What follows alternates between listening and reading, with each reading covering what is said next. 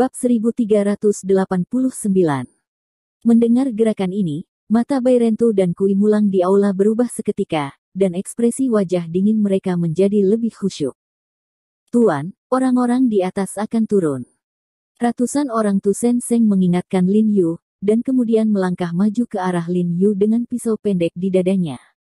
Seluruh orang dijaga di depan Lin Yu, otot-ototnya kencang, dan dia siap untuk keluar semua.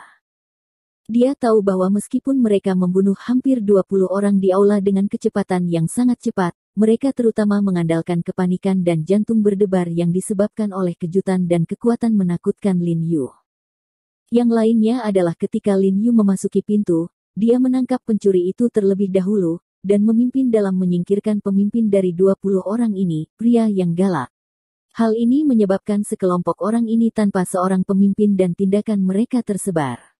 Tidak ada peraturan. Tetapi 30 orang di lantai atas harus dipimpin oleh orang yang lebih menonjol, dan jumlahnya lebih dominan, setelah sekelompok orang ini bergegas turun. Mereka tidak bisa lagi menyingkirkan orang-orang ini semudah yang mereka lakukan sekarang. Oleh karena itu, pertarungan keras yang sesungguhnya baru saja tiba. Kui Mulang tidak mengatakan sepatah kata pun, sebaliknya ia menundukkan kepala dan memperhatikan saat ia berjalan. Ia memeriksa orang-orang yang tewas dan terluka berbaju hitam yang tergeletak di tanah dengan sangat cepat. Selama masih ada yang hidup, ia akan segera naik ke tenggorokan mereka. Buatlah pisau untuk menghindari vitalitas bertahan bagi mereka yang turun. Master Sekte, hati-hati. Setelah pemeriksaan, Kui Mulang mengingatkan Lin Yu.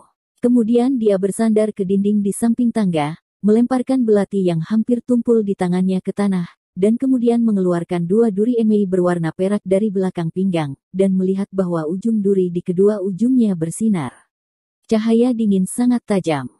Kui Mulang meraih emei dengan kedua tangannya dan berbalik, lalu memegang erat tangannya, tubuhnya menempel di dinding, matanya dengan dingin menatap tangga, siap menghadapi lelaki malang yang berlari keluar lebih dulu.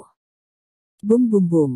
Langkah kaki di lantai atas menjadi semakin keras, dan suaranya menjadi semakin keras, memberikan ilusi bahwa seluruh hotel bergetar, dan suara itu mencapai tangga dengan kecepatan yang sangat cepat, menunjukkan bahwa orang-orang ini telah pindah ke atas. Terburu-buru. Sialan, kenapa elevator berhenti tiba-tiba? Kamar di lantai atas kosong, dan tidak ada apa-apa. He Jiarong. Aku harus membunuh manajer Huang Mao. Terdengar raungan marah dari tangga. Bahasa yang digunakan masih bahasa Inggris, namun dengan sedikit aksen Asia Eropa. Jelas, orang-orang ini ingin menghindari pengungkapan identitas mereka melalui bahasa. Aturan untuk bersikeras menggunakan bahasa Inggris telah lama ditetapkan. Begitu suara itu turun, saya melihat seorang pria yang mengenakan pakaian olahraga hitam dan kehilangan telinganya bergegas keluar dari tangga. Pada saat pria tanpa telinga baru saja melangkah ke koridor dengan satu kaki, serigala Kuimu, yang telah menunggu penyergapan, juga tiba-tiba mulai menendang kakinya dan menyapu pria tanpa telinga seperti kilat, dan pada saat yang sama emei di tangannya menusuk. Bagian kiri dan kanan menusuk jantung dan tenggorokan pria yang telinganya hilang. Meskipun seorang pria dengan telinganya hilang satu telinganya hilang, pendengarannya sangat tajam, saat Kui Mulang memulai tubuhnya. Dia sudah mendengar gerakan itu, meskipun dia belum melihat sosok Kui Mulang dengan jelas, dia sudah melihat sekilas 2 tindikan tajam dari tangan Kui Mulang melalui cahaya. Karena kecepatan Kui Mulang terlalu cepat, pria tanpa telinga hampir tidak memiliki kelonggaran untuk mengelak, tetapi pria seperti dia, yang telah mengalami banyak pertempuran dan meraba-raba dari kematian, memiliki kemampuan kelas 1 untuk merespons bahaya, dan otaknya hampir tidak memikirkannya, jadi dia membuat gerakan tiba-tiba. Meraih rekan di sampingnya, menarik dengan kuat di depannya, menggunakan tubuh rekannya untuk memblokirnya dengan kuat. Engah. 2 duri tajam emei menusuk dada hantu mati ini seketika. Ada musuh. Lelaki tanpa telinga itu begitu ketakutan hingga ada keringat dingin di sekujur tubuhnya, namun ia tetap tak lupa mengingatkan rekan-rekan di belakangnya dengan lantang, sambil berbicara, ia menyilangkan bahu arwah yang sudah mati di depannya dan menghantamkan tinjunya ke arah Kui. Kepala serigala kayu. Kui Mulang telah dipersiapkan sejak lama, dan pada saat yang sama dia menyelesaikan orang di depannya, dia dengan cepat mencabut duri emei. Satu orang berbalik dan melompat beberapa meter. Bunuh dia untukku. Pria telinga yang hilang itu menunjuk ke arah serigala kayu kui dan berteriak dengan marah. Kemudian sekelompok orang berbaju hitam di belakangnya bergegas keluar seperti air pasang, menderu dan bergegas menuju Kui Mulang. Menghadapi begitu banyak musuh, Kui Mulang sama sekali tidak panik. Ia mundur dengan tenang dan tertib, duri emeinya terbalik dan menari, dan saat para pria berpakaian hitam itu bergegas maju, segera berperang melawan kelompok orang ini. Melihat ini, 100 orang di aula segera menendang kaki mereka dan bergegas menuju sekelompok orang berbaju hitam. Ada satu lagi. Sialan, biarkan kau tetap diam. Bagaimana dengan kalian? Apa semua sudah mati? Pria bertelinga itu berteriak dengan marah. Hatinya berdebar-debar, dia tidak mengerti bahwa ada hampir 20 teman yang menjaganya. Mengapa dua pembunuh tiba-tiba muncul untuk menyerangnya? Sambil berbicara, dia melangkah keluar dari lorong, penglihatannya tiba-tiba melebar, menunggunya untuk melihat adegan berdarah dan mematikan di aula.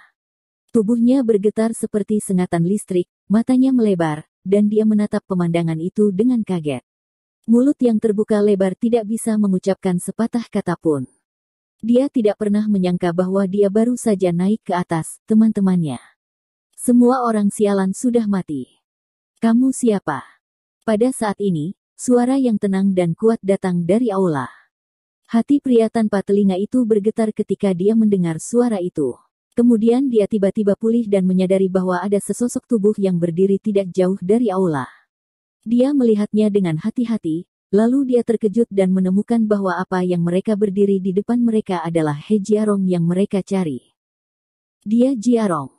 Pria dengan telinga hilang berseru, bola matanya hampir melotot keluar, berpikir bahwa dia mengalami halusinasi, terutama ketika Lin Yu berdiri tegak dan lurus pada saat ini, membentuk kontras tajam dengan rekan mayatnya.